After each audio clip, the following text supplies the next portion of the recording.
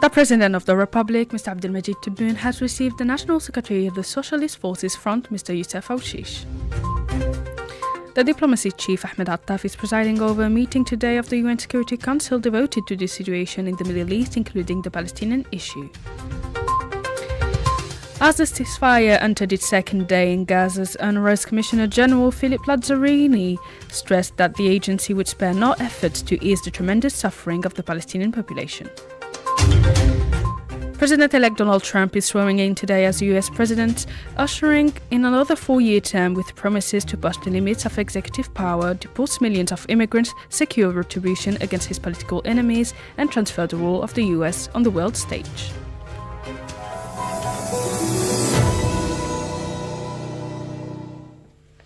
Those were the major developments. Now the full news edition. Good afternoon.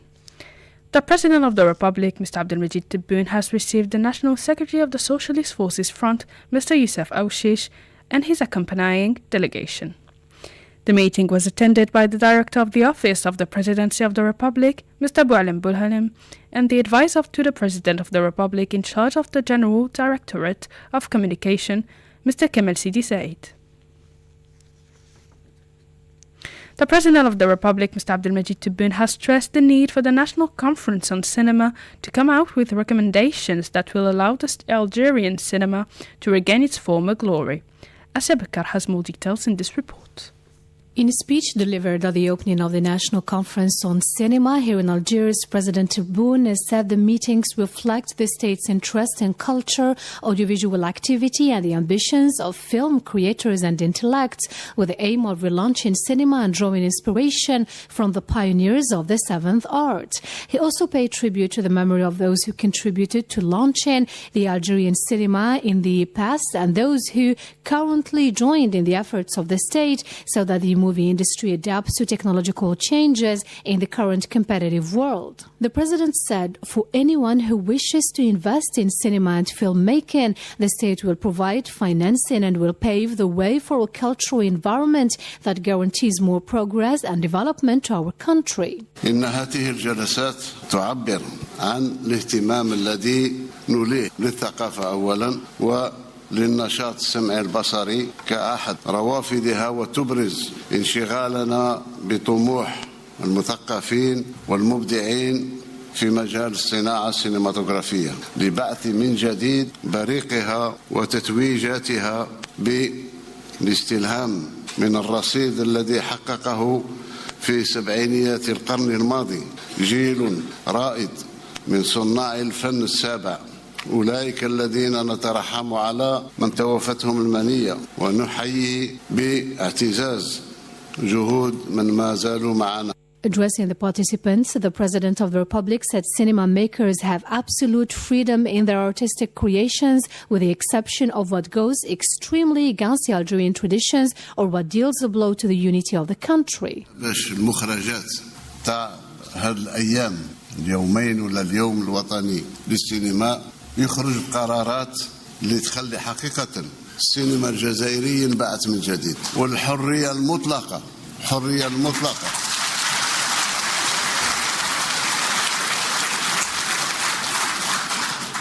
إلا هذا جيلنا الغالب إلا فيما يصدم تقاليد نتاعنا نحافظوا شوية على المتفرج. أنا ما عندي حتى مانع باش تخلقوا انتوما هيئة وطنية منتخبة من طرفكم كل ونزيدوا معها 1 ولا 2 وهي اللي تسير هذا السينما. عشنا مراحل ما فيه حتى عقدة ولا حتى حاجز. الناس تعرف السينما أفكار وكل واحد حر في أفكاره، مهم ما تكونش أفكار اللي تهدم البلاد فقط.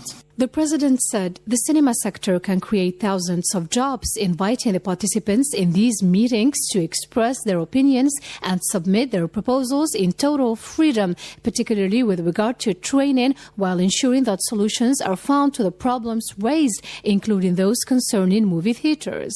The President of the Republic stressed in this regard that Algeria has embarked on a new dynamic of development to rise to the rank of emerging countries, and it is time for culture to be the crowning achievement, highlighting the existence of the required means to finance cinema projects in local and hard currency. الجزائر والحمد لله انطلقت في حركية جديدة للتنمية وللالتحاق بالركب الحضاري للدول الراقية والدول المتقدمة.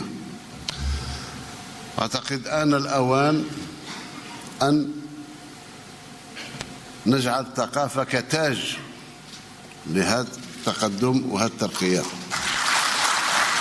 قادرين نقوم بأكثر لأن الإمكانيات اليوم متوفرة. الإمكانيات المالية والإمكانيات المادية أقولها لكم رسميا بالعملة الصعبة وبالعملة الوطنية متوفرة. After having praised the rich history of Algerian cinema, the President of the Republic paid tribute to all those who made its glory among the children of the country and its foreign friends, stressing that Algerian cinema was built by women and men who committed themselves to serving the country. He said Algerian cinema sprang from a revolutionary will during the National Liberation Revolution, recalling that Algerian cinema documented the suffering of the Algerian people during 132 years of colonization. شكرا لكل من كانوا سبب في أمجاد السينما الجزائرية، كما نترحم في هذه المناسبة على كل من وفتهم المنية من أبناء الوطن وأصدقاء، وأذكر على رأسهم فوتي.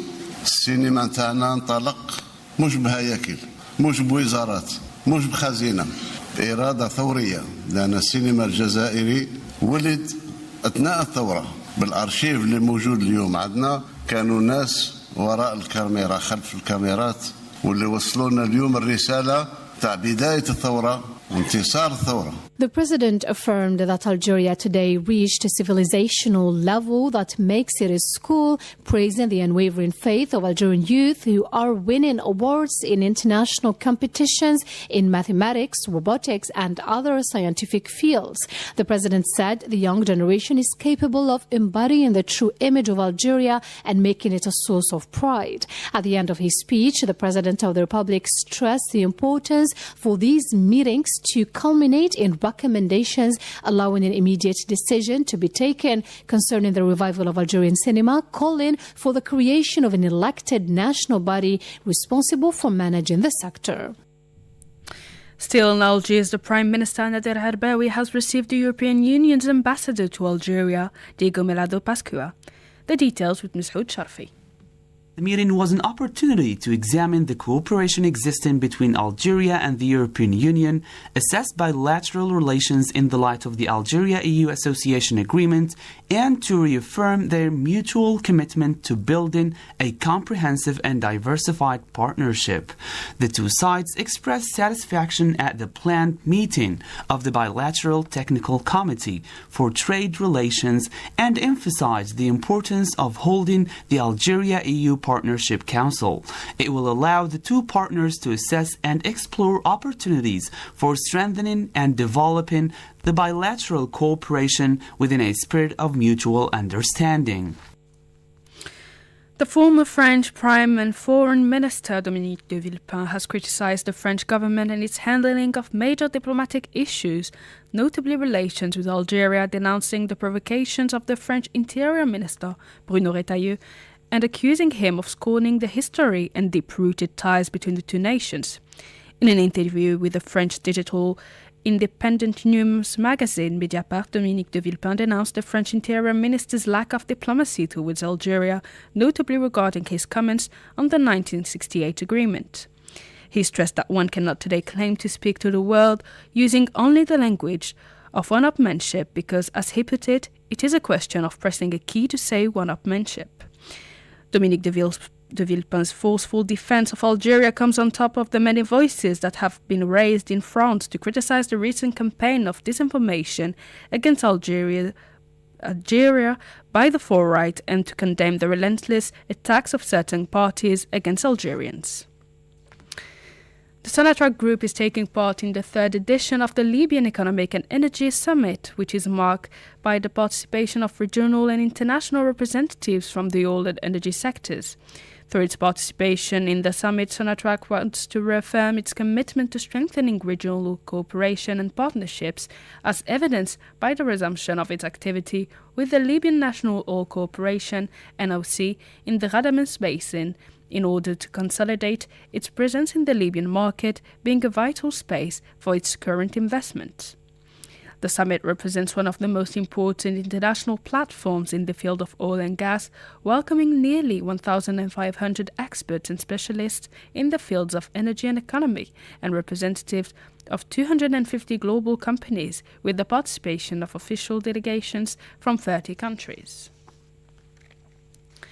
Entrusted by the President of the Republic, Abdelmejid Tebboune, the State Minister in charge of the National Community Abroad and the African Affairs, Mr. Ahmed Hattaf, is presiding over a meeting today of the UN Security Council devoted to the situation in the Middle East, including the Palestinian issue.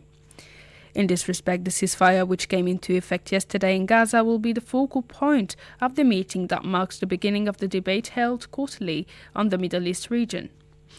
Asked by All24 News about the freshly implemented ceasefire, the diplomacy chief recalled Algeria's relentless efforts to secure a permanent ceasefire to end the sufferings of the Palestinian people.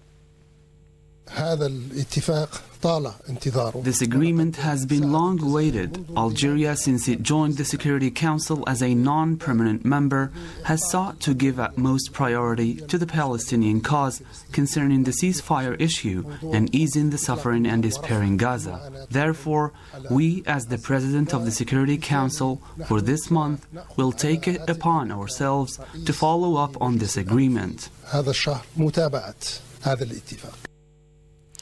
He stressed that the international community's support was necessary, although he said he was hopefully cautious about the ceasefire agreement, which he said constituted a partial response only to the aspirations of the Palestinians.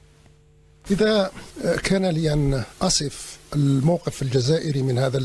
I were to describe the Algerian position regarding this agreement, I can say that what motivates us is a cautious hope and vigilant optimism, because this agreement is accurate and very accurate agreement that must receive the care of the international community. Today's meeting is also addressing the lifting of restrictions hampering the delivery of humanitarian aid to the Palestinian population and the Israeli troop withdrawal from the occupied Palestinian territories. And as the ceasefire entered its second day in Gaza, the Commissioner General of UNRWA, Philippe Lazzarini, stressed that the agency would spare no effort to ease the tremendous suffering of the Palestinian population. In a message posted on social media, he stressed that UNRWA was ready to expand the humanitarian aid supply, highlighting that the recently concluded ceasefire agreement as a step towards reaching as a sustainable peace and stability. In a similar move, the UN Secretary-General Antonio Guterres hailed the coming into force of the ceasefire deal in Gaza and expressed the UN's readiness to support the measure and to intensify the funneling of sustained humanitarian aid to the population there. In this connection, the head of the International Migration Organization said that the ceasefire enforced in Gaza had brought a glimpse of an indispensable hope, while emphasizing that the scale of the humanitarian needs were terrifying.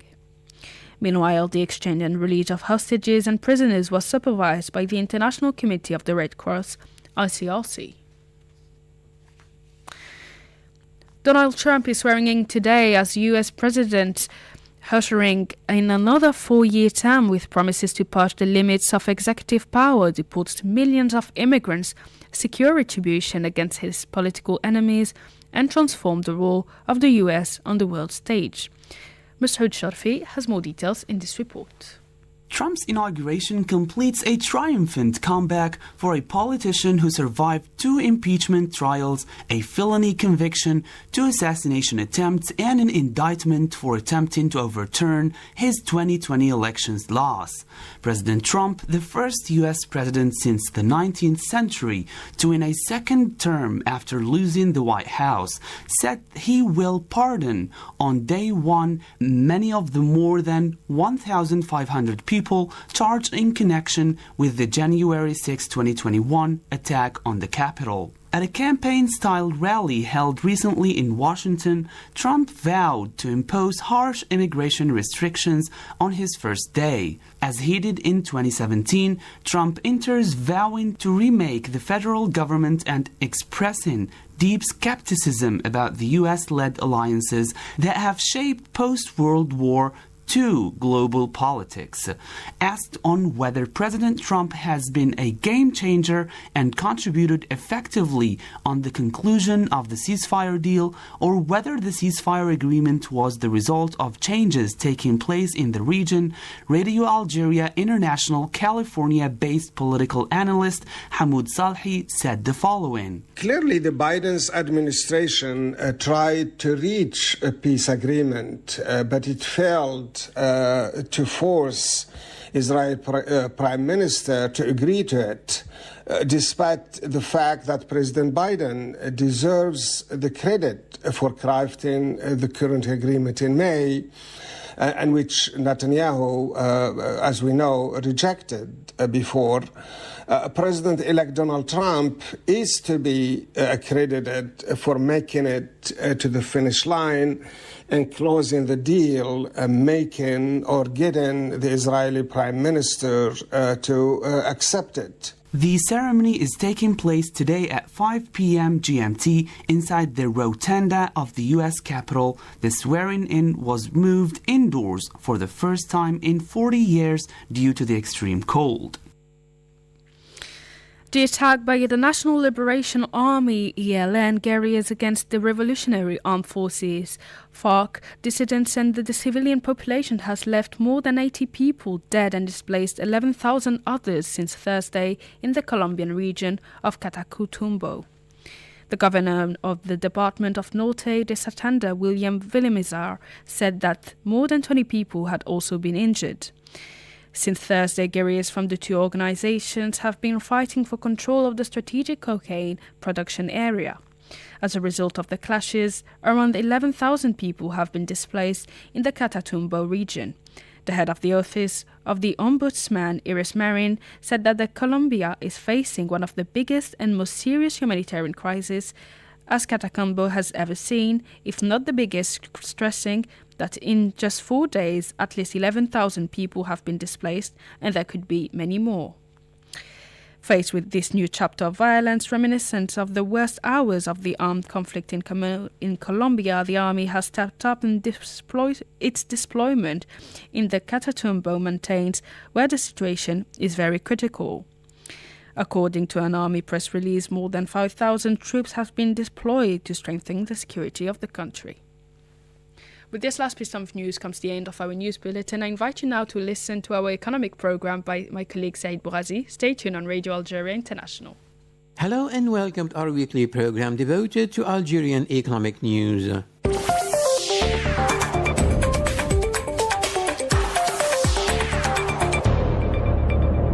First in the news, the Chinese oil company Sinopec International Energy Investment, represented by its subsidiary Sougel Algerie, has expressed its willingness to develop practical cooperation with Algeria Hydrocarbons and to expand its investments in the oil, gas and petrochemical sectors, said its official representative in Algeria, Wu Xiuli. The Sinopec Group, a Chinese state-owned company operating in the energy and petrochemical sectors, is ranked number 1 in China, with a presence in 6 major regions in Africa, the Middle East, North and South America, Asia and Russia. A total of 72 countries, has highly advanced financial and technological resources, and has sales of around $500 billion by 2023, he added.